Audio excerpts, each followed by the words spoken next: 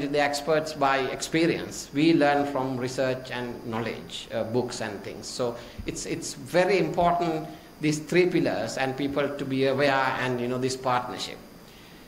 And it's across teams, not confined to early mid-career. Now when it comes to ethics, experts in research may be clueless about the importance of even fundamentals of ethics. So it's important, it's cross-board. And it's also across partnerships, especially on broad ethical challenges in health research, things like data sharing, equitable authorships, research prioritization, setting the research agenda, who does it, for what reasons. So there's more need for global capacity building, and we are today, you all are witnessing part of the national capacity building. Ethics, I think this phrase is correct, Jonathan, it's in the very narrow sense. Working for evidence-based ethics, what exactly is empirical bioethics? Again, Professor Ives will be talking to you about it tomorrow. Traditionally, bioethics had relied heavily on philosophical analysis and ethical theory to address moral questions in the field. However, empirical bioethics seeks to complement this approach by integrating empirical data, such as surveys, interviews, observational studies, and experiments into ethical analysis. You will learn a lot from Professor Jonathan Ives, Dr. Buddhika Fernando, who is also an expert in bioethics. Tomorrow, I'm not an expert, I learned it through the challenges. So, but Buddhika and Krishani both are formally qualified in bioethics, and out of that, I think 3 or 4 experts, he has got 2. And Jonathan would also be talking about reflexivity in relation to ethics, somewhat new to you all. So I would very much urge you to learn as much as possible. And I told that it's important to do research on ethics. The IRD has a track record in doing research, so that is something which we are going to promote and discuss with you all the way forward, and giving you some hands-on experience how to proceed. Why ethics and governance is crucial? Because we all know knowledge is power. The technological advanced countries have the power of knowledge, and when that knowledge is exploited, there is always injustice because of the power differential generated by knowledge. So that's ethics. And unfortunately, there's this huge 90-10 divide when it comes to global expenditure in health. Research funding, I'm not going to go into details, but we'll be discussing all that. In mental health publications, we surveyed leading 5 medical journals in 20 years ago to find only 6% of research come from 90% disease burden countries. We thought it was because of mental health. We went and analyzed the top leading journals, JAMA, BMJ, to find the same thing, 6.5. So that's the huge disparity between the know-how, between the so-called high-income countries or the West.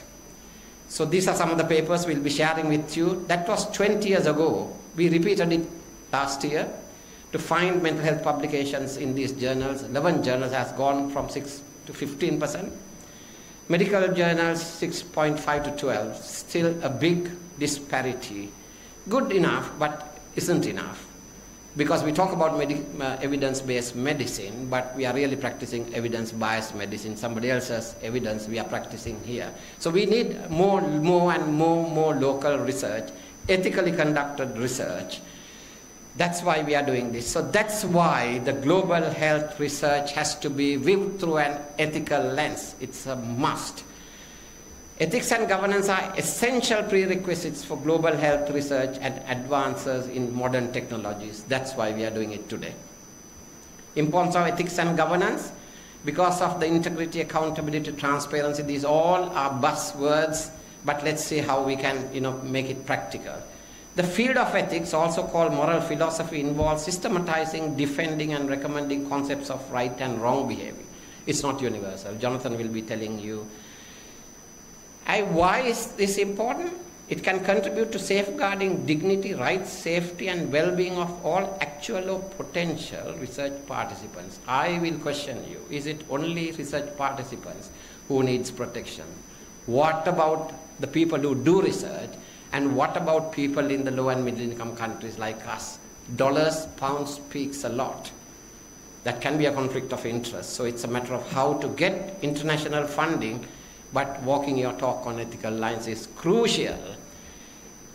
I'm not going to talk about this. You all know this. We also know about information leaflet, but we are going to talk beyond information leaflet and beyond consent. Ethics aim to protect participants from harm and promote their welfare, act safeguard participants from harm caused by science and experimentation. Remember, however, ethics can also protect and promote good research. It's the other side of the coin. That's why I said at the very beginning, it had been polarized in the past due to historical reasons, but ethics is not an enemy of research. It's the most valuable component in research to protect your valuable participants, protect good research and partnerships as well. So who needs protection?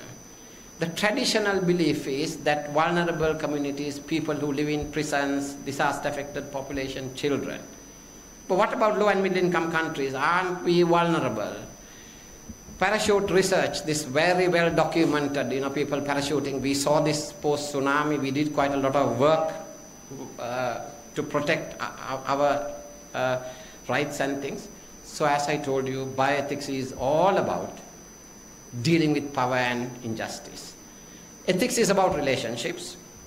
As relationships involves consideration of power, there is an intimate link between these two, as I told you. So we have redefined the vulnerability. Clinical ethics, doctors, patients become vulnerable because of the hierarchy of position and power. Researchers and research ethics, participants, there is a power differential.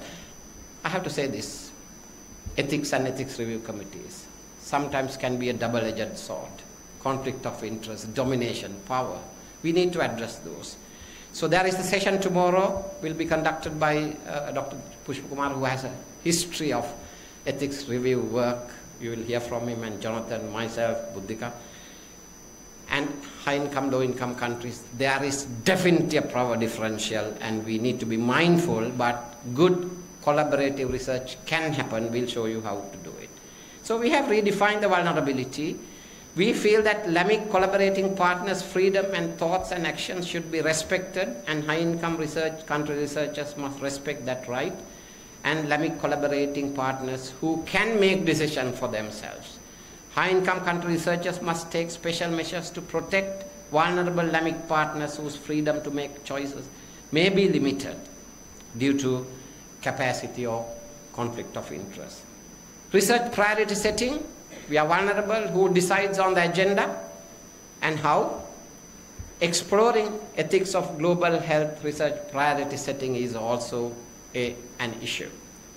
So, the challenges are due to cultural differences, cultural literacy, power imbalances, sharing data, authorships, resource constraints, and regulatory gaps. And also this freely given informed consent. Is it understood consent or freely given consent? Now, data sharing and management, one of the big issues in international collaborating research. There can be clear guidelines for storage sharing. Not sharing data is unethical. It has to be shared, can be shared. This involves balancing the need for data sharing to promote scientific progress with protection of privacy, confidentiality, and data ownerships. We had this global forum of bioethics in South Africa. I was one of the organizers in the scientific committee and advisors to the scientific collection. And we decided there that data belongs to where it is collected. The impact was that funding agencies actually aligned with that decision, and some of the contracts was also rewritten, giving. So if you do any research with collaborative partnership, namaste, it's your data. It has to be shared, it can be shared, so we'll be talking about it. Now we had this conference, you will see all the photographs of Jonathan, myself, our colleagues from this part. We had a big domination. Domination in the sense ethical domination, sharing, and it was a hugely successful thing. Now challenges, last few slides. This is important to put things in context, that's why I'm taking a little bit of your time. Accountability and transparency is important. Trust and credibility matters. It's something you need to earn. Sincerity, consistency, integrity, these are all part of ethics. Ethics is not just in the books or covenants or guidelines. You have to walk your talk. You have to believe in that. Research misconduct, plagiarism are two important things, particularly given AI. There will be a lot of challenges and issues. Grant proposals, we have had this rejected. They are recycled after a few years. New bottle, old tonic. This is a bitter reality. Community engagement, therefore, is a must. Community can be involved throughout the research cycle, designing questions to the whole thing. We had a workshop in 2018 where experts from Australia, Bangladesh, Nepal, UK, we 40 people gathered in Borrell to design a project on autism. We invited 5 mothers who were caring for autism. They said, this is good, excellent, but that's not our agenda. We had to change, Jonathan, you remember. We changed the whole protocol because it's their agenda. We do. So it's remember that we are doing a lot of work on community involvement and engagement. I'm not going to talk today, but there will be workshops coming up. It's need more capacity building. Now, regulatory compliances are very important. Ethics, Janaka is going to talk about it. Gatekeepers are ethics review bodies, but who gatekeep the gatekeepers? That's again another issue. Need more capacity building. We'll be talking about it tomorrow. Global collaborative partnerships is a story about mutual respect, equity, equitable authorships, shared goals, teamwork, and leadership. Need capacity building around all these. It's not just research methodology. Role of North-South partnerships and global collaboration. Remember, the direction of flow, collaboration, leadership is not from west to south, global north to global south. It can be both ways. Decolonizing global health is a big slogan all over the world, Jonathan, isn't it? We have to walk the talk. Therefore, ethics and governance, capacity building along these lines are a must. Why? Because ethics is a critical but a supportive friend of research. That's what we believe. Global health research partnerships and equity cannot be no more business as usual. The agenda has to change. The trends has been set. You all can be part of it. There are very nice, good collaborative research partnerships we have had with King's College, Bristol, Kiel. Never ethical challenges. Remember, it's not a passive compliance, it's an active commitment you need to make. Remember that. You do it because you believe in it, not because there's somebody to police you. Okay, so last 5 minutes, I want to showcase a little bit about IRD, why we have done, how we have done. And it's always had been for policy impact work. Yes, we publish, we have 10 PhDs currently from Melbourne to USA, IRD colleagues, without any funding to government, but that's capacity building. So this is our website. If anybody wants, please do visit. And we have international collaborations, local collaborations with almost all the universities. Now our new friends, partners, strong NSF. While we talk this here, we do the same thing in the Western countries. This was something which we did in 2018 at Kiel with wide representation from UK. And unfortunately due to COVID we couldn't continue it, but we are planning to have these workshops in UK, trying to get our colleagues tuned into the same tune. And we did it in Sri Lanka as well, all the ethics committees, we had it in 2019. So this is again, we are planning, this is why you all are here today. We have contributed to guidelines development because moral rights and wrongs are not universal. There are core elements which are. Disaster ethics is a big issue post-tsunami. So we had these guidelines development, the only guidelines existing outside US guidelines on disaster. The US stand is that ethics people don't become vulnerable post-disaster. We took the position that people from low and middle income countries become essentially vulnerable, and there are a lot of issues with therapeutic misconception and things like that, philanthropic misconception. So we done that. We have collaborated with Europe. We have done capacity building for many, many years, including veterinary ethics. As a result, 2017, the UNESCO Teachers Training International course, we were invited to organize it in Sri Lanka by UNESCO, and there were people from all over the world. It was a free workshop, so we are trying to do it again. That's why I'm glad Professor Sirimali is here to give an insight into what we have been doing. And we have written quite a lot of book chapters, Buddhika and myself, taking the Lamic perspectives, voicing our rights, how research direction should go. WHO ethics work. This is just to remind, we have the world's largest developing world twin registry. When we started, there was Daily Mirror headlines that there's double dealing of twins. This Western agent is trying to send genetic material abroad. No, we didn't do that. We did a lot of community involvement and engagement. We developed guidelines. We never sent DNA abroad. Instead, we developed a state-of-the-art genetic lab. Professor Fernando was planning to get it to Javadanapura. There was a lot of backstabbing. We couldn't. We went to MRI. No, but then we established that. And we have also established a biobank. And Jonathan was quite curious about the consent, the participants. Jonathan and Krishani actually did a qualitative study. Will you believe? The emerging theme was throughout. Trust, trust, trust. Trust is the byproduct of integrity, sincerity, commitment, consistency. So that's the relationship we have built with our research participants. It's not exploitation. That's the moral of the story. Krishani, the other, as I told you, trained in bioethics. She received a highly competitive fellowship in this workshop, Ethics of Research Priority Setting. We have established a journal 20 years ago, which the editor received the SLAS award. We publish ethics, we publish research. It's approved by the Ministry of Health. This is our dissemination arm part. We want to inculcate this philosophy. And I'm proud to say, from National Science Foundation, we received this award when Professor Fernando was also there as well.